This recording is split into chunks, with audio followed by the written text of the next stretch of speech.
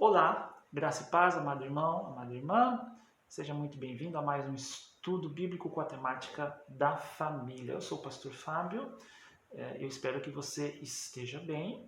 E eu vou deixar aqui na descrição o link do nosso último estudo, Diálogo entre Pais e Filhos. E o tema de hoje é viuvez na família. A palavra viuvez, ela deriva do latim vidua, que significa ser privado de algo ou alguém. Palavra que traz embutida uma ausência. É um fenômeno que chega à vida das pessoas sem fazer parte previamente do seu projeto de vida e que, por isso, tende a trazer modificações inesperadas e provavelmente nunca antes experimentadas. Este acontecimento é profundamente desafiador, pois desintegra a estabilidade emocional e, em alguns casos, também a estabilidade socioeconômica da família. Por isso, cabe perguntar: o que podemos aprender sobre essa experiência de forma que nos auxilie na tarefa de cuidarmos das pessoas viúvas? Vamos ao texto bíblico? Pega a sua Bíblia e abra em Ruth, capítulo 1. Leremos nessa primeira parte do 1 ao 22 e depois no capítulo 4, 13 a 17. Diz assim, Ruth, capítulo 1, a partir do 1. Nos dias em que os juízes julgavam, houve fome na terra de Israel. E um homem de Belém de Judá foi morar por algum tempo na terra de Moabe, com a sua mulher e os seus 2 filhos. Este homem se chamava Elimeleque e sua mulher se chamava Noemi. Os filhos se chamavam Malom e Quilion. Eram efrateus de Belém de Judá. Foram à terra de Moabe e ficaram ali. Algum tempo depois, Elimeleque, o marido de Noemi, morreu e ela ficou sozinha com os 2 filhos. Estes casaram com mulheres moabitas. O nome de uma delas era Orfa e o nome da outra era Ruth. E ficaram ali quase 10 anos. Depois morreram também Malom e Quilion, os 2 filhos de Noemi. E assim ela ficou sozinha, sem os 2 filhos e sem o marido. Versículo 6. Então Noemi voltou da terra de Moabe com as suas noras, porque ainda em Moabe ouviu que o Senhor havia se lembrado do seu povo, dando-lhe alimento. Assim, ela saiu do lugar onde havia morado e as 2 noras estavam com ela. Enquanto caminhavam, voltando para a terra de Judá, Noemi disse às suas noras: vão agora e voltem cada uma para a casa de sua mãe, e que o Senhor seja bondoso com vocês, assim como vocês foram bondosas com os que morreram e comigo. O Senhor faça com que vocês sejam felizes, cada uma na casa de seu novo marido, e deu um beijo em cada uma delas. Elas, porém, começaram a chorar alto e lhe disseram: não, nós iremos com a senhora para junto do seu povo. Mas Noemi disse: voltem, minhas filhas, por que vocês iriam comigo? Vocês acham que eu ainda tenho filhos em meu ventre para que casem com vocês? Voltem, minhas filhas, vão embora, porque sou velha demais para ter marido. E ainda que eu dissesse, tenho esperança, ou ainda que casasse esta noite e tivesse filhos, será que vocês iriam esperar até que eles viessem a crescer? Ficariam tanto tempo sem casar? Não, minhas filhas. A minha amargura é maior do que a de vocês, porque o Senhor descarregou a sua mão contra mim. Versículo 14. Então, de novo choraram em alta voz. Orfa, com um beijo, se despediu de sua sogra, porém Ruth se apegou a ela. Então Noemi disse: veja, a sua cunhada voltou para o seu povo e para os seus deuses. Vá você também com ela. Porém, Ruth respondeu: não insista para que eu a deixe, nem me obrigue a não segui-la, porque aonde quer que a senhora for, irei eu, e onde quer que pousar, ali pousarei eu. O seu povo é o meu povo, e o seu Deus é o meu Deus. Onde quer que você morrer, morrerei, e eu aí serei sepultada. Que o Senhor me castigue, se outra coisa que não seja a morte me separar de você. Verso 18. Quando Noemi viu que Ruth estava mesmo decidida a acompanhá-la, deixou de insistir com ela. Então ambas se foram, até que chegaram a Belém. E aconteceu que, ao chegarem ali, toda a cidade se comoveu por causa delas. E as mulheres perguntavam: essa não é a Noemi? Porém ela lhes dizia: não me chamem de Noemi, mas de Mara, porque o Todo-Poderoso me deu muita amargura. Quando saí daqui, eu era plena, mas o Senhor me fez voltar vazia. Por que então querem me chamar de Noemi, se o Senhor deu testemunho contra mim e o Todo-Poderoso me afligiu? Versículo 22. Foi assim que Noemi voltou da terra de Moabe com Ruth, sua nora, a Moabita. E chegaram a Belém no começo da colheita da cevada. Agora, vamos avançar para o capítulo 4, dos versos 13 até o 17. Assim, Boaz recebeu Ruth, e ela passou a ser a sua mulher. Ele teve relações com ela, e o Senhor concedeu que ela ficasse grávida e tivesse um filho. Então as mulheres disseram a Noemi: bendito seja o Senhor, que não deixou hoje de lhe dar um neto, que será o seu resgatador. Que o nome dele venha a ser famoso em Israel. Nele você terá renovação da vida e consolo na velhice, pois a sua nora, que ama você, o deu à luz, e para você ela é melhor do que 7 filhos.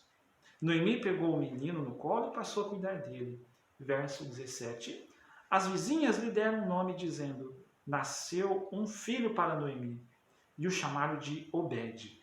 Este veio a ser o pai de Jessé, pai de Davi.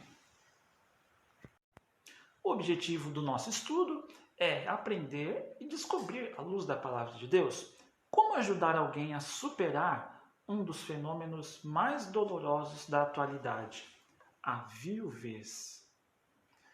O livro de Ruth narra uma história do tempo dos juízes, antes de se instalar a monarquia em Israel. A publicação escrita do livro deu-se após o período de Esdras. É sabido que, nesse período, Esdras editou a Torá, o ensino divino, o Pentateuco, e deu muita ênfase ao cumprimento de suas palavras. Todavia, o povo procurava cumprir as formalidades externas da lei, sem procurar relacioná-la à vida humana e suas carências básicas, como o amor, a bondade, a compaixão. Foi nesse momento que o povo crente fez uso da história de Ruth para mostrar às pessoas que o amor é mais importante que a letra da lei. Certamente, a situação do povo bíblico era de desobediência, pois o livro mostra que a disciplina da comunidade estava fraca. A lei do levirato, criada para a proteção das viúvas, Deuteronômio 25, de 5 a 10 e Gênesis 38, e que obrigava o irmão ou parente mais próximo a casar-se com a viúva do irmão ou parente falecido, não estava sendo aplicada. O livro de Ruth trata da vida cotidiana do povo. Casamento, viuvez, amizade, relacionamento familiar e preocupações com a sobrevivência e a descendência. O drama vivenciado pela família de Noemi caracteriza de forma profunda os desafios causados pela experiência da viuvez. Saudade, ausência do cônjuge, amizade, desajuste financeiro e solidão. No caso de Noemi, um dos momentos mais desconcertantes, porém, de profundo amor com as noras Orfa e Ruth, foi o momento de pedir para que elas fossem embora, na tentativa de refazerem suas vidas. O ato de Noemi revela seu estado de amargura, pois ela abandona-se, quer esquecer-se de si mesma, pede até mesmo para ser chamada de Mara, amarga, pois atribui sua experiência ao próprio Deus. Orfa segue seu caminho, mas Ruth fica com sua sogra e incorpora Noemi em seu projeto de vida. Noemi, por sua vez, ainda que resistente no começo, abre-se para a possibilidade de continuar a viver. O amor e a disponibilidade de Ruth dão nova vida e novas expectativas para Noemi. Ruth quer ser feliz em conjunto com Noemi. E, ao contrário de Orfa, quer Noemi em sua história. Para isso, não leve em conta o desejo de Noemi. O que a princípio poderia parecer intransigência foi, na verdade, a escuta da dor por trás das palavras de sua sogra. Não era a hora de Noemi perder mais pessoas. Agora, as duas seguem seus caminhos, que, por acordo de ambas, estão entrelaçados. Vale destacar a relação respeitosa estabelecida entre essas mulheres. Não vemos em Ruth a arrogância de direcionar a vida de Noemi.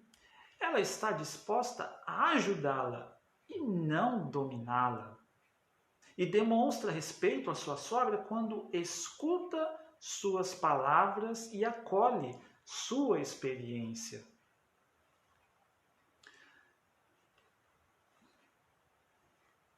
Noemi, com essa relação, se torna uma intercessora pela vida de Ruth e ganha a possibilidade de desenvolver outras relações humanas. No caso, com o filho de Ruth e Boaz, Obed, a quem passou a cuidar.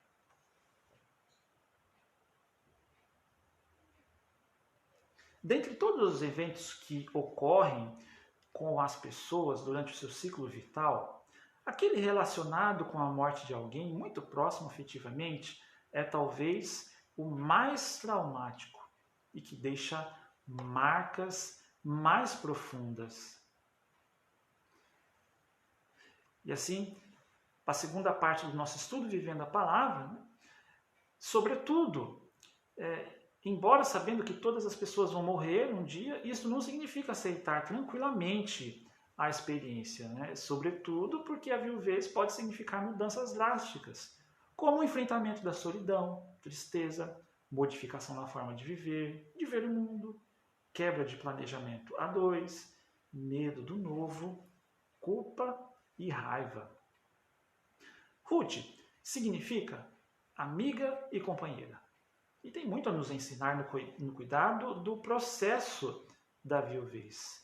Vamos ver algumas lições? Em primeiro lugar, escutar a dor por trás das palavras. Uma pessoa que acabou de passar por uma perda precisa ter companhia. E essa companhia deve continuar com ela além dos primeiros dias da perda. Isso só é possível quando a igreja, os irmãos e irmãs, abrem espaço em seus projetos pessoais para acolher essas pessoas.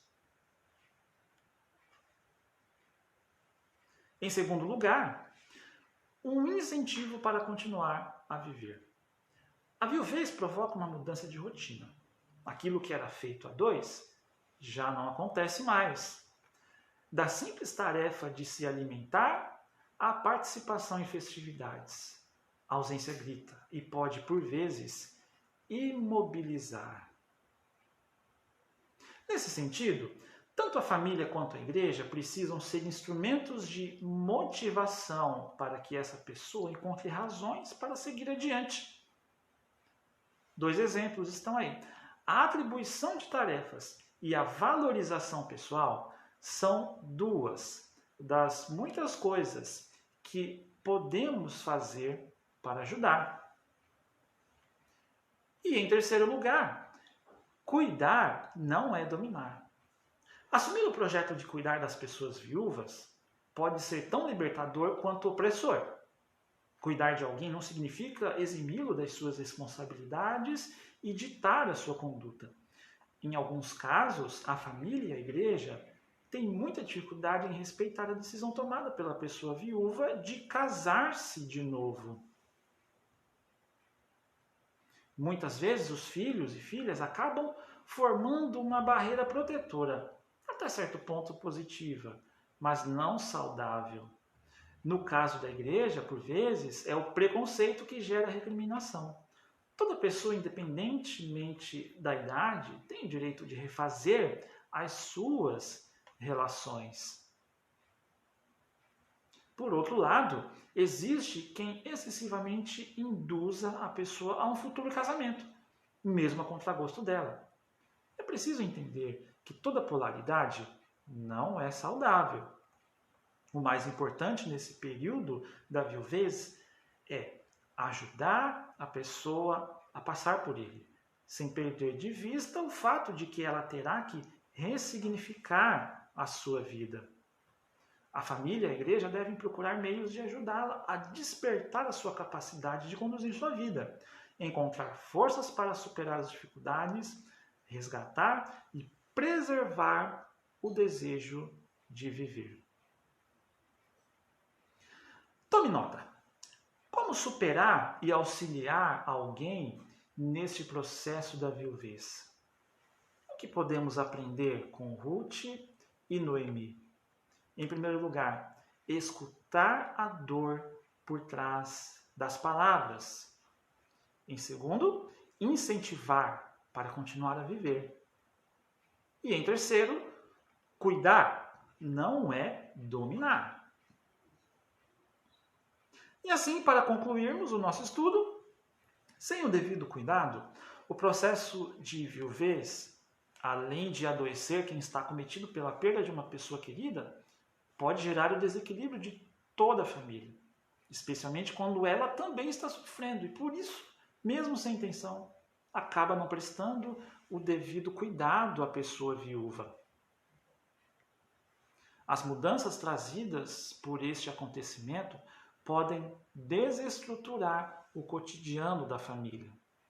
Sentimentos como medo, culpa, raiva, solidão e até a falta de dinheiro podem levar a pessoa viúva a entrar num processo de fuga, de afastamento de outras pessoas e até de adoecimento da alma.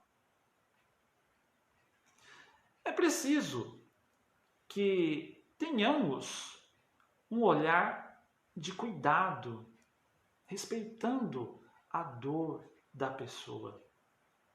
Mas, ao mesmo tempo, propiciar meios para que se sinta motivada a seguir a vida com confiança, alegria e fé.